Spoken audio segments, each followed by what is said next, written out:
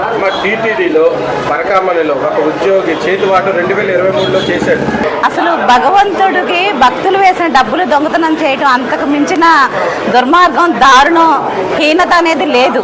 ఎందుకంటే వైసీపీ గవర్నమెంట్లో హిందుత్వాన్ని ఎప్పుడు కూడా కించపరచాలి, అణగదొక్కాలనే ధోరణితోనే వాళ్ళు అన్ని అపచారాలు పాల్పడ్డారు.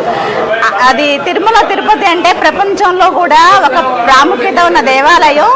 ఆయన దర్శనం కోసం 3 నెలల ముందుగా ఎదురు చూస్తూ ఉంటారు భక్తులు కూడా.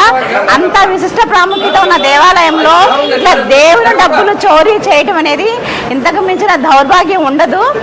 ఆ పాపాలన్నీ చుట్టుముట్టే ఆయన జగన్మోహన్ రెడ్డి అధపాతాళానికి వెళ్ళిపోయాడు.